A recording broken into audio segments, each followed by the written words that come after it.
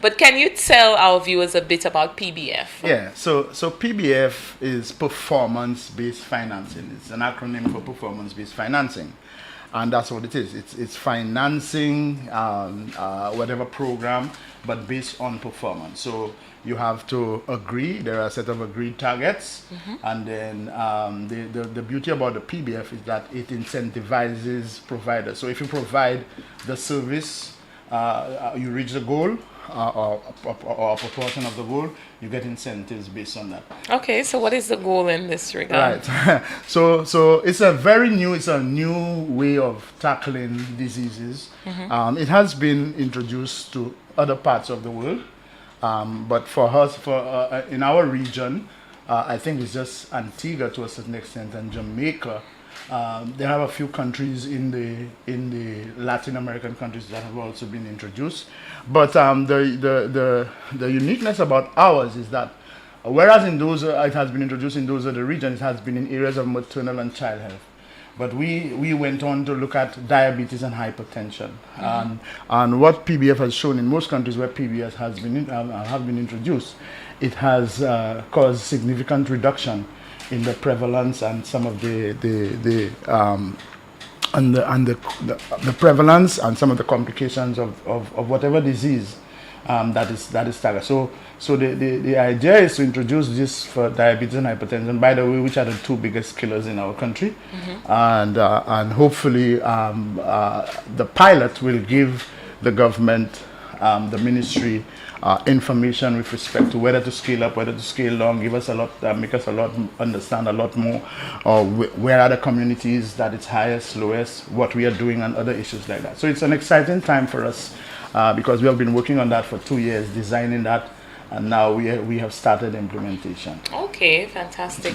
So in terms of the actual financing, where does that come from? Okay, so it's mostly World Bank. So it's again it's a World Bank loan, but obviously the government has inputs, counterpart funding, and the inputs from the government are mainly the staff, and the World Bank. Some of the other initiatives like paying of incentives, for example, that would come from the World Bank support.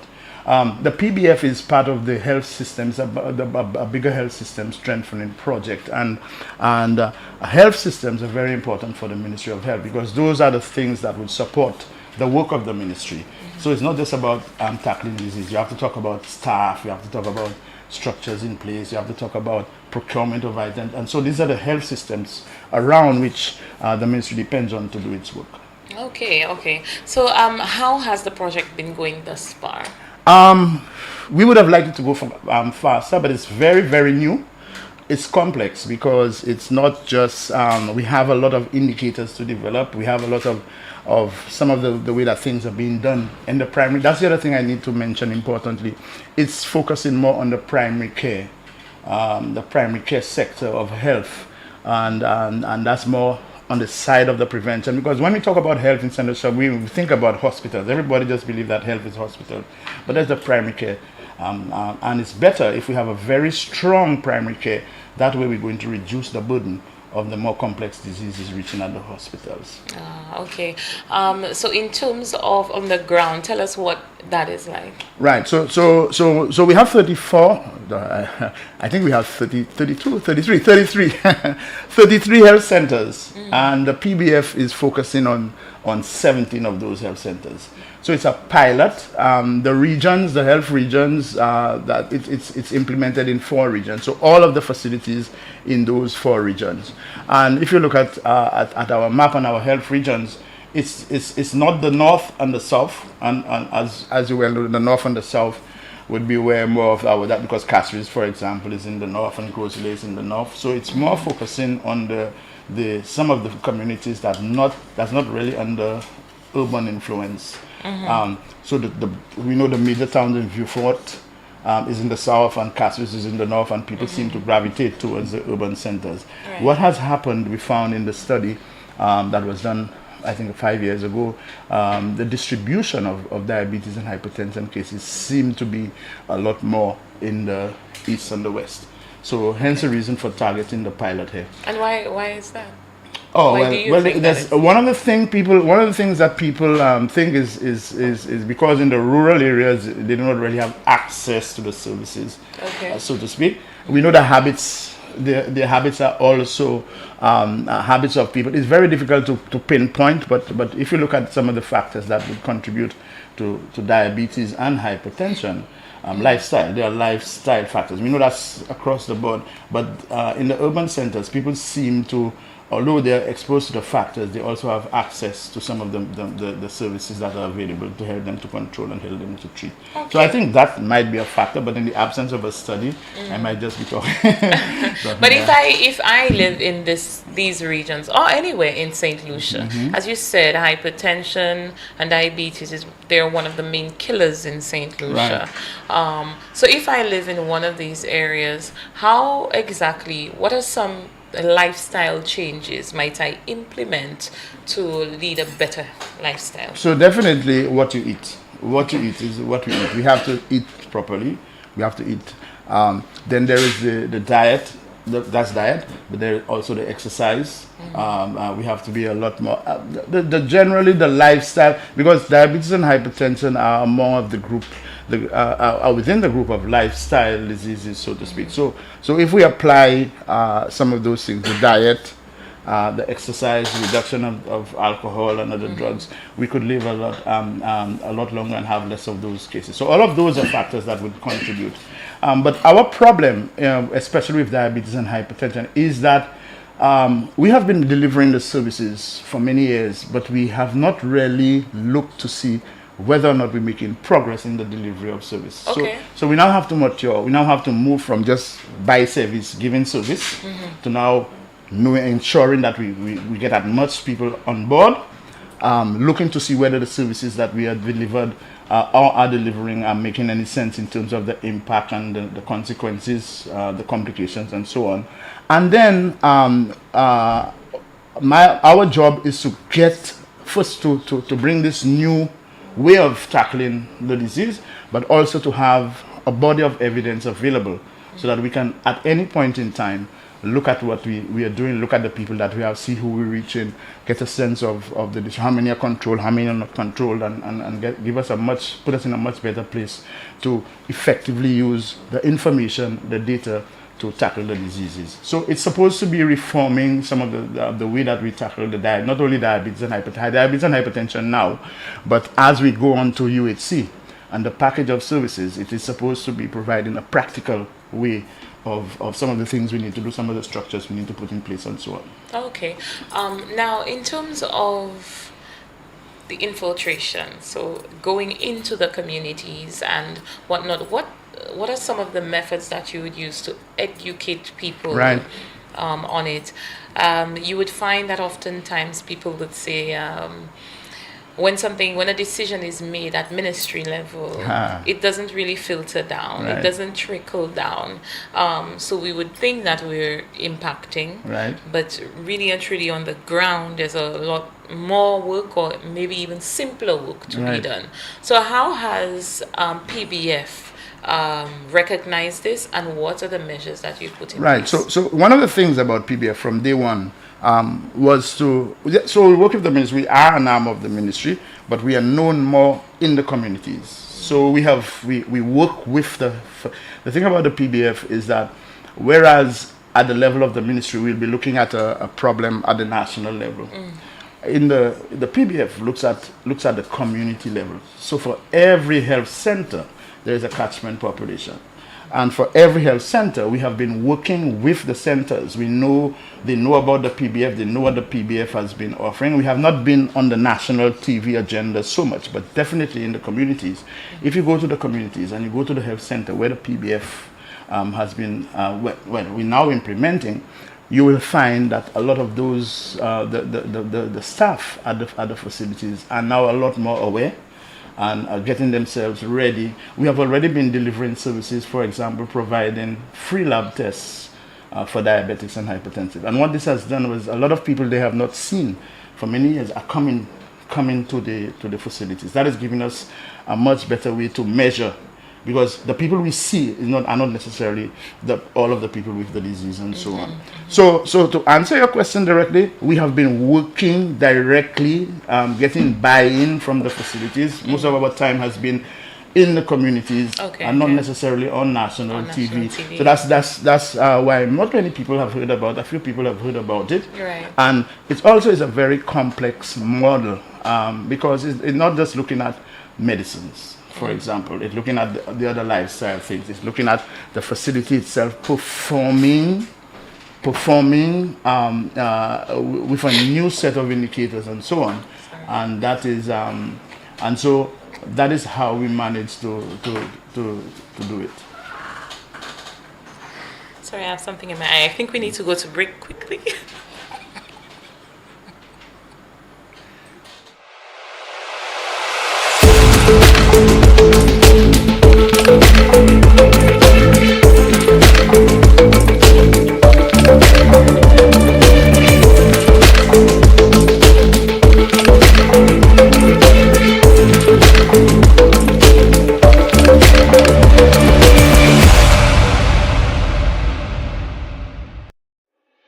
Why are you suffering from aches, pains and illnesses? When there's help for you. At Health Service Center, we offer a wide range of treatment that has been scientifically proven to help you with your aches, pains and illnesses. Our ICT machine is one of the most effective devices in the health field. It has shown positive results in many health problems such as back pains, shoulder pains, migraine headaches, pain in the knees and legs, poor circulation, arthritis, diabetic neuropathy, numbness in the feet, strokes and sports injuries. ICT, repairs, rebuild. The power to heal, the future of pain relief. It is well known that diseases like diabetes, high blood pressure, and other illnesses may restrict blood flow, which can lead to impotence and erectile dysfunction. This is why Enhance was formulated to meet these challenging health problems, which can reduce your ability to perform.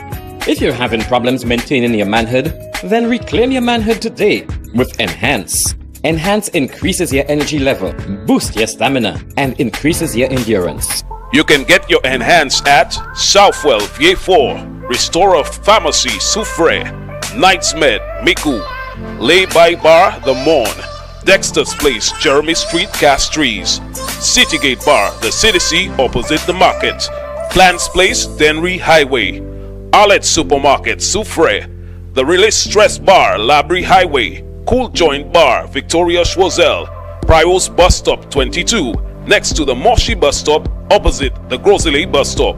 Prios Bar and Grill in Corinth, Grosile.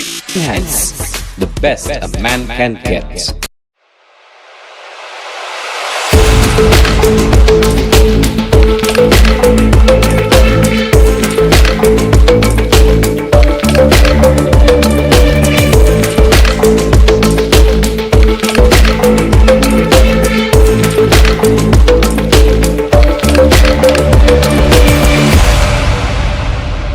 Back, there you have it. I mean, it's live TV. Sometimes we can't control what happens. But as we were saying about PBF, you had indicated before we went to the break that the PBF, you're more into the community, spreading that information on the community level, which is very important. Tell us a bit about how you have been received on the community level. Yes, from the by the actual persons who will be implementing, which would be the facilities, very well received. They have been part of the planning. They have been part of, and as I said earlier, it took us about 2 years to really develop the model, the PBF model that we have. One of the things that, in fact, we got an award the last time that we went, the last trip we went to South Korea, we actually got an award for the design. And I felt very proud because they had about 1,000 projects sponsored by the Korean government. And they gave 7 awards, and we got the last award. We didn't even know. And so it's a design that's recognized, I think, by the bank. What we are currently discussing is trying to see how we could institutionalize it beyond the project, even if we don't do the whole PBF, but certainly some of the the systems that we have put in place, some of the mechanisms that we use, and even some of the services that we are delivered. Hopefully, some of that will stay and will be sustainable. Okay. One of the other things that's happening at the level of the community is a lot of capacity building, a lot of the equipment that they need, a lot of the training that they need. The PBF will be implementing that moving forward. Okay. And have you seen, in terms of data, let's speak a bit about data and the figures here, because when we say to people, okay, hypertension, diabetes, one of the main killers in St. Lucia, people are like, oh, okay, sure. Is there any data to back that up? Yes. So we recently did a step survey. The step survey is looks at the lifestyle factors, and they do collect information on the prevalence, or if you want, the proportion of the population that is suffering with diabetes and or hypertension. Okay. So we thought it was 12 before, but the prevalence survey overall showed us that that it was 17% for diabetes. 17% of St. Lucians? of St. Lucians overall for diabetes, and hypertension 45%. So almost half of our population has hypertension. Now hypertension is a silent killer. Normally when somebody died, they don't say it's from hypertension, but we know that hypertension is a precursor for things like heart disease and stroke and so on. So apart from the cancers, hypertension is a major contributor for them. It's very silent. And so all these years we've been doing, not to say we have been doing things at the national level, doing things, but this time around we want the facilities to know how many people they have, know how many of those, and we're doing that at the level of the community. Okay. So each community will know how many people they have an estimate of how many people they have to serve, how many diabetics they have, how many hypertensives they have. And we're going to be collecting the data on our basis for everything is the St. Lucia Health Information System, SLUHIS, the SLUHIS Information System, which is now installed in all of the facilities. Okay. So from that system, we're going to not shut a blind eye, have a blind eye to other systems, but what we see in front of us is what we're going to use, and is what we're going to get, and is how we're going to estimate the situation. Okay. So we have been generating that data, and let me tell you, what we thought when we thought we were covering, we realized what we have in SLUHIS is very much lower than what we thought we were covering. And so those are things that we would have to do under the project to highlight that fact to the government, highlight some of the other issues that we find as we implement, so that when the government comes around with the universal health care, at least it will have a platform where it can decide, well, all right, we may do that by PBF and so on. Right. But we would have had the facilities already receive the training, already or using the data, and already have systems in place at the primary care facilities to implement UHC, which is where we have to start anyway. Yes. So given that it is the pilot project and then the precursor, someone said to UHC, how would that handing over happen? And I cannot really ask when, because I know that we can't really say when. But at what level do you see PBF at the point in which you need to hand over to UHC? I think, to be fair to the ministry and the bank, it's already happening. They're already because one of the things that in fact, I think some of us, a team from the ministry, we soon will be traveling to Washington to discuss institutionalization of the PBF, to discuss the health financing strategy for UHC. Okay. Now, what PBF, like I said, it's a pilot. One of the things that's been mooted or being pushed by the bank and some of the persons in developing in the health sector is to move from input-based financing to output-based financing. So currently, traditionally what we have been doing is giving money for your staff, for your equipment, and so on. But this time around, and this is how the financing of the PBF is done on what they call outputs. So the unit of the calculation for your budget are the number of people that you serve. So this is like output based because for every service you deliver to a person, we do the budget on that and you get paid on that, rather than just we giving you money for your staff and so on. It's a new way. So this is the window through which the institutionalization of the PBF will happen, but it's also trying to get the ministry, the government, the Ministry of Finance, to think about output-based financing based on populations, financing based on the number of people that you have to serve, Right. and not just on the number of people that have to work for you and so on. Understood. So that is the window. So this is already happening. It is already happening. We have already been discussing. There have been a few meetings with the Ministry of Finance, the Ministry of Health, the bank, and there are another set of the ministry is currently developing the health financing policy and strategy, and the PBF. What we do in the PBF in terms of the financing, even in terms of the service delivery, is one of the things that's captured in that as if you want a lesson or a model for us to implement UHC. Okay. And you have been an employee, or should I say, or you've been part of the Ministry of Health for a very long time. Very long time. So you have seen the ever-changing tides, and you've been, head of various departments. Right. How much can you see the Ministry of Health has developed throughout your time within this sector? And let me tell you, leaps and bounds. Especially, I want to be fair, very, very fair. UHC for us is the way to go. We don't have a choice as a country, because simply if we don't find a way to cover our population, at least the basic for our population, then we are doomed. We'll never have money. We're not going to have healthy people, and so I think that the fact that the ministry has now, and then it has happened through successive governments. We know UHC, the last government, this government comes, and that is one of the things that I think the government is not playing with. Both governments, because they realize that this is where we have to go. There are different models, people looking at it in different ways, but at the end of the day, the universal healthcare is an agenda. Yes. And so this is a very, I think this in my view, this is a very, very important indicator of the growth of the ministry, the performance of the ministry, the political will now to go ahead with UHC.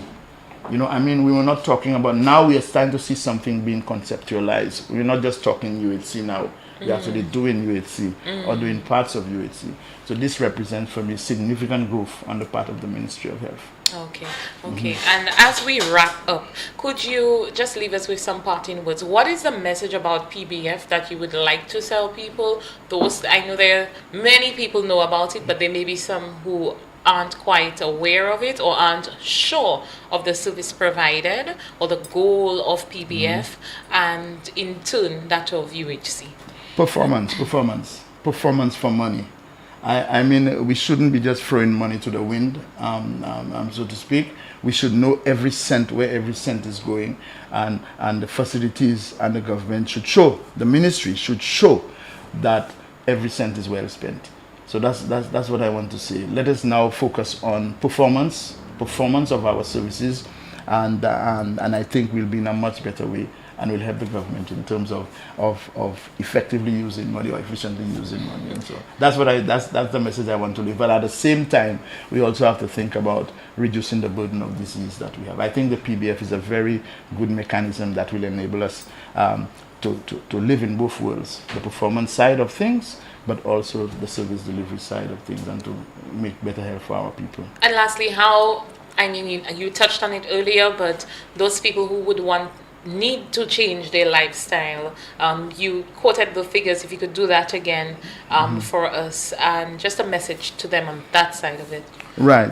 So let me put it this way. We have about 23,000 diabetics in the country. We have about 20, based on the STEP survey, and we have about 62,000 hypertensives in the country. This tells us that we are not eating properly.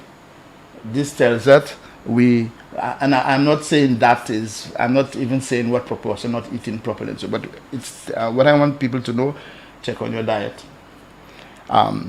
check on, and as you get older, it gets more complex. So check your diet, do something, some type of exercise, some walking or something. Drink alcohol, alcohol and drugs. I'm not going to judge anybody and say anything about alcohol, but just do it wisely. You know, don't be a drunk, don't be an addict. You know, somebody can have a drink. But I think we have to be conscious of our lifestyle. That's it. That's the thing. Know your status. Know your status. Know your diabetes status. Know your hypertension status. Know whatever status or whatever disease. And cancers also comes in as well. And all of those are lifestyle diseases. So I think we need, as a country, need to focus a lot more on lifestyle and the factors that contribute to those chronic diseases that we are seeing. Okay. Thank you so much for joining me today. I think that you have a wealth of knowledge. I would like for you to come onto the show again, or other representatives from PBF, let's say, from a different perspective as well. Sure. But what you gave us was a really good holistic view of what PBF is all about and what the goal of PBF is. So thank you for coming in. Yeah, thanks. And I would want to suggest that you the next time you take a nurse from the communities, one of the communities with a PBF, and then you will get the different perspective. We can definitely do that. We can definitely make that happen. Okay. This has been Public Health Insider on NBC Television and Radio, also on our Facebook platforms. If you aren't following universal health coverage, please do so. Facebook and Instagram. Also follow PBF. We do have our respective pages where you can find up-to-the-date information on both projects. My name is Jade Brown. Do join us again next week when we